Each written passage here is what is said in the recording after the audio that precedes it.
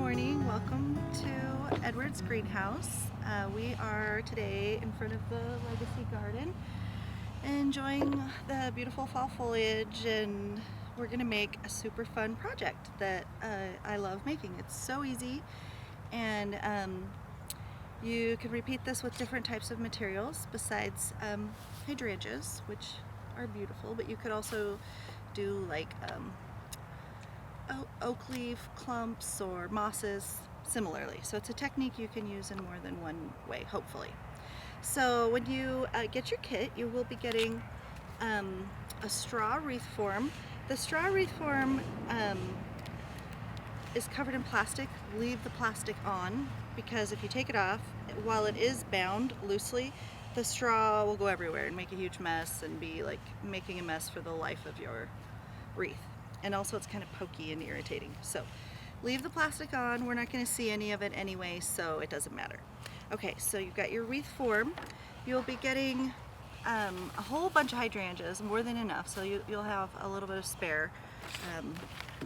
And they're going to be coming to you out of water, but still fresh and not all the way dried yet. So they'll just be wrapped in butcher paper. So you'll get your big bundle of hydrangeas, your wreath form, and then you'll be getting a container of greening pins, and these are little metal pins, sort of a long U shape, that we'll be using to attach the hydrangeas. And this project is so nice because there's no glue involved at all. So it's super easy to do, no mess, and I feel like everyone can do this and have a really beautiful wreath at the end that they're really proud of. So the hydrangeas, I will talk a little bit about how to properly dry hydrangeas. So last year we pre-dried the hydrangeas for this wreath class, and I found that some of the hydrangea bloom was crushed because they were already dry in the process of making the wreath. So I experimented a little with making the hydrangea with a like partially dried hydrangea that is still fresh, so that you're not crushing the foliage and losing all the beautiful blooms. And it worked really well, so that's what we're going to do. If you wanted to dry these at home to keep to use like in a large vase or basket where you weren't really going to be having to individually attach them or really mess with the foliage, the way to dry them is to cut your hydrangeas in the fall, put them into a bucket with like 1 to 2 inches of water, and let the hydrangeas drink the water, and then don't give them any more, and let them dry upright in the bucket. And they'll dry just perfectly beautifully that way. And then you can use them for whatever purpose you have. The other thing I'll talk about before we actually make the wreath is how to care for the wreath. So this is these are dried hydrangeas, right? So it's not going to last a lifetime.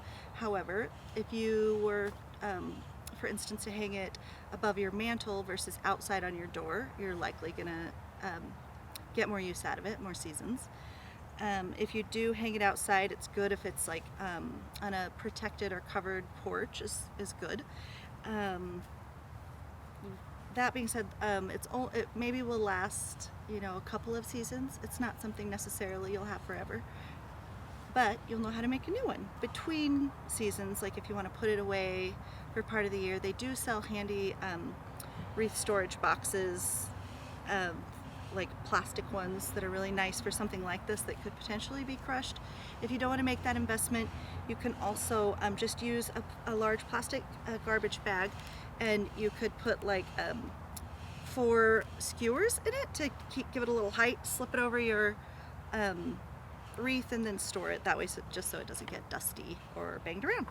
Okay, so that's how you care for them. It's not complicated, and the drying is super easy too, and that works with all different kinds of hydrangeas. Okay, so let's go ahead and just jump right in. So I'm going to start with the outside edge of the wreath first, and then we'll do the inside, and then save the best and most beautiful blooms for the very top of the wreath. So when I'm doing the outside edge, I will look for like to me, each and every one of them is beautiful. Some of them are more beautiful perhaps than others. Save your very best ones for the very top, because they'll be the ones seen the most. So you're gonna just cut your hydrangea And I'll save these little funny pieces too, because those will come in handy. So like that, nice and short, you're going to take one of these greening pins and attach this right to the side of the wreath form. You're going to take the greening pin right above. See, if I were to do it below all of the branches of the hydrangea, it could potentially slip out. So I'm going to go just above the branching of the hydrangea bloom and then just push it down, and that will securely attach it, and it's not going to go anywhere. So we're going to continue that way, going this direction so that we're covering our work. So we're going to go just in one direction all the way around. And so another thing I'm kind of thinking about is like color variation. If you you'll notice that there are some that are more green and some that are more pink.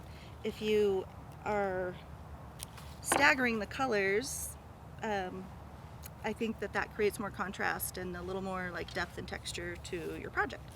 But ultimately that's up to you. If you decide you want to do it a different way as far as the color pattern goes, you just follow your heart.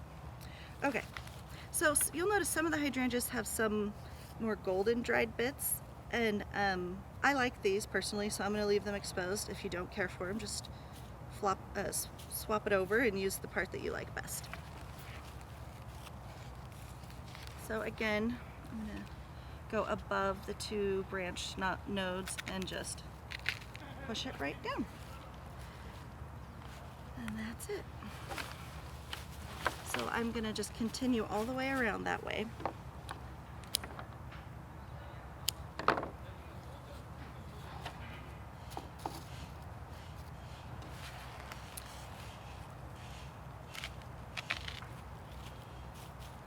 And it doesn't, I mean, this happens to be quite perfectly even, but it doesn't need to be. It's okay if it's kind of varying. These are natural, so they should look that way.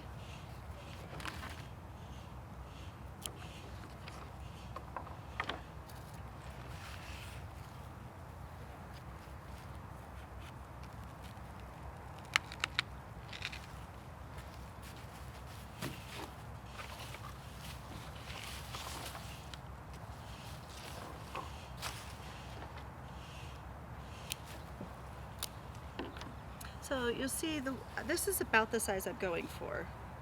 I don't know how to describe this, like large grapefruit size. If I,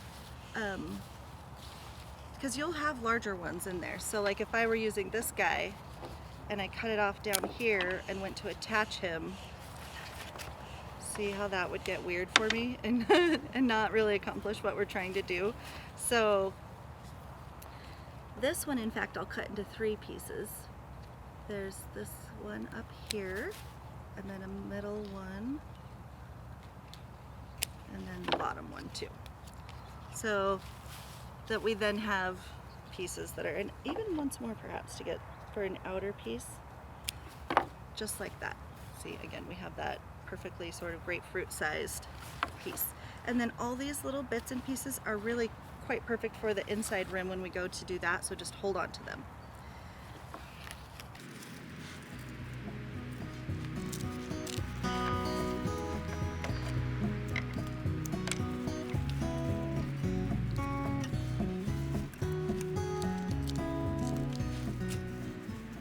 If you ever have a big one that feels like it's going to wiggle or something, you can certainly put a second greening pin in there, but you should probably be okay with one.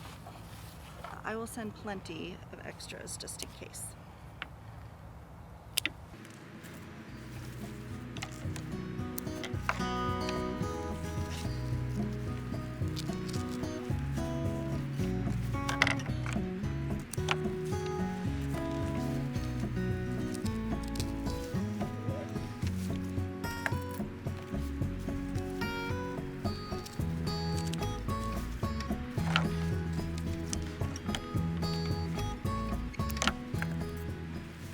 So this is a limelight hydrangea, which is a variety that we sell here. Of course, it's a perennial shrub and has a beautiful limey color in the spring and summer, and then has this change into a really beautiful rosy bloom in the fall.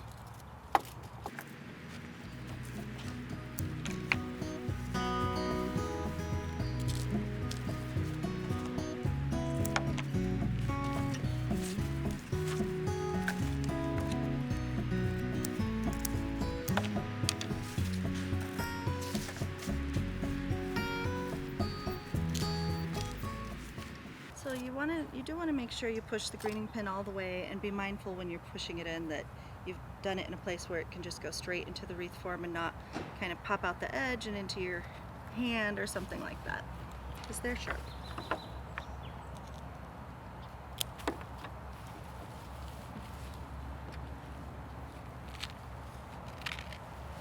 And then as you come around to where you started, you'll just kind of tuck that extra bit under the first one. So I'm just going to lift that a little and tuck that right in there, and then feel where I need the greening pin and secure it. And then voila! We have the outer edge of the wreath. So you can see that gave you quite a bit of size as far as the wreath total size goes. So we're going to begin the middle ring, and I just want to mention that it is best to use smaller pieces in here, because if you use great big ones, you'll lose the center of your wreath, and then you just have like one big giant hydrangea blob, which is still pretty, but we want to maintain some of that empty space in the center of the wreath. Okay, so here now use all the little bits and pieces we have from the outer edge, and you'll just go through and do pretty much exactly what we did on the outside. We're going to start in one direction and go all the way around, but just with smaller pieces.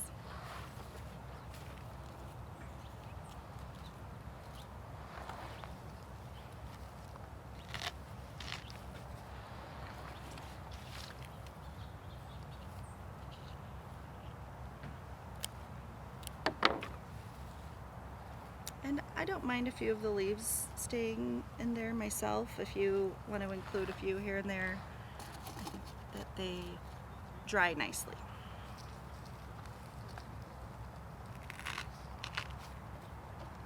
It's perfectly fine if you don't end up with any either.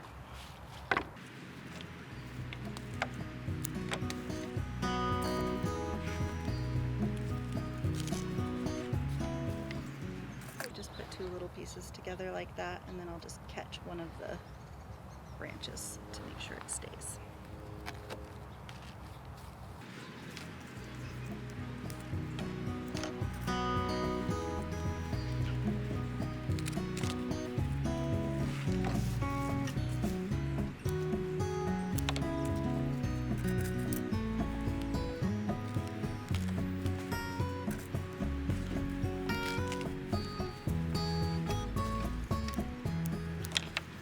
So you can see even while I'm being very conscious of it and using small pieces, it gets pretty tight in there pretty quick. So do try to keep it small in the center.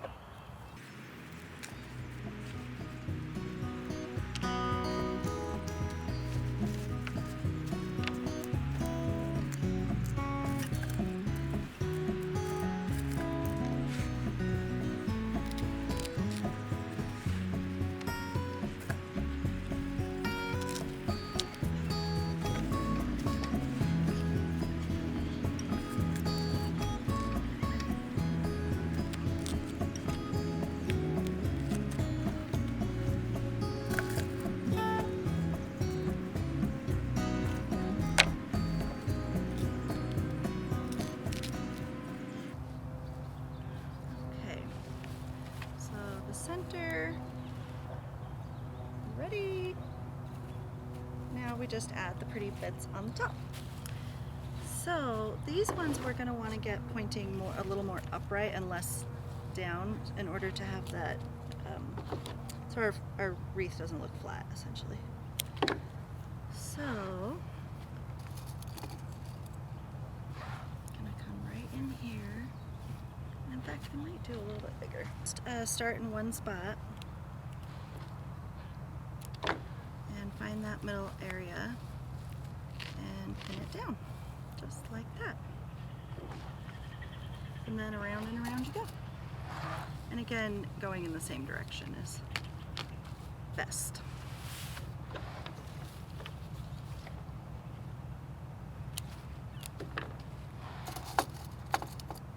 So some of them are like kind of pointy. If you want them to look a little more round and less pointy, you can simply cut the top out and you really can't tell that it was pointy at all.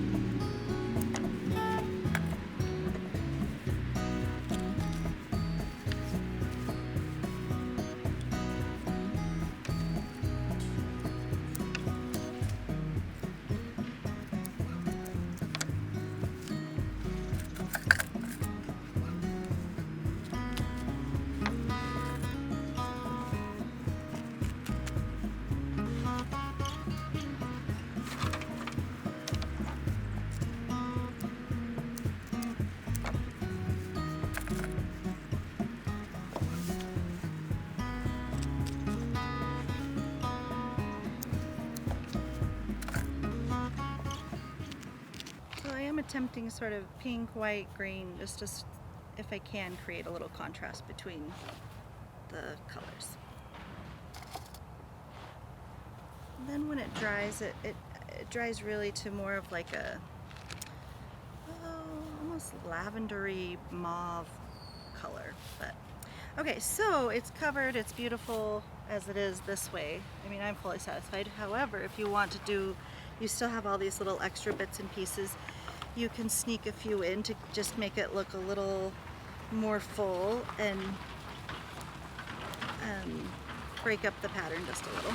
So you can take little bits like this and see how it's kind of, I feel like right in this particular area it's a little doink, doink, doink. You can see my pattern a little too much. So I can come up in here and just break that up a little.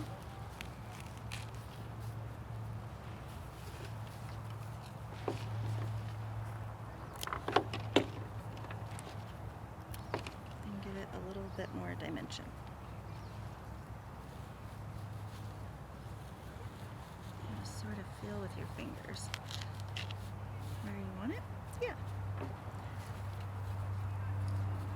So I mean, I would go around and use up all these little bits until you're satisfied.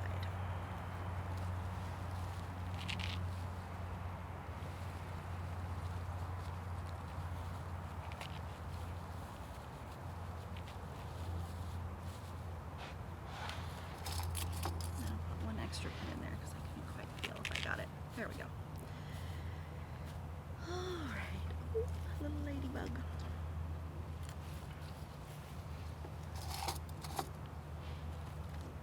So, and these hydrangeas are grown locally. So that's nice. A local source for them. Okay. That's absolutely beautiful. Okay, so I am going to send you a piece of ribbon, and it's totally optional.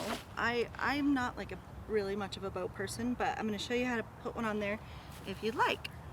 So I have, you'll get either some mauve or maybe some burgundy in your kit. I'm going to use this one today. So I'm just going to tie just a regular old bow, like bunny ear style, like this, with some somewhat floppy little ears on it. The tails are nice and long because I'm gonna pin them in. Then I'm gonna take one of these little pins and sneak it right through the back of the ribbon like that, so you see it's on a pin. And then I probably have to have someone help you to find out exactly where. I'm thinking this is the top. Yep. So you just decide where you like it and sneak it right in there. You don't have to push it all the way down, just as long as you've got it in there. And then I'm going to use pins to make it stay exactly where I want. So I'm going to bring the little tails down and tuck them in here and there and pin them like that.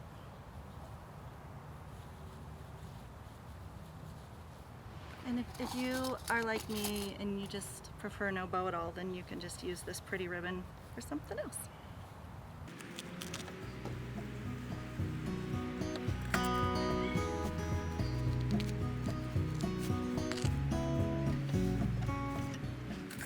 So the trick here is that I've just gone about every 6 to 8 inches and done a little tuck so that it looks like the ribbon was just naturally tucked, falling that way.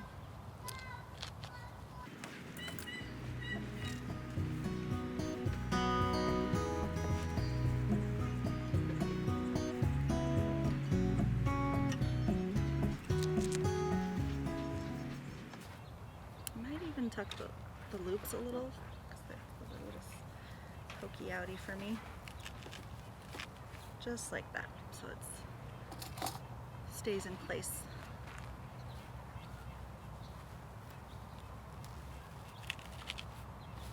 Okay, like that. So that's a pretty simple bow.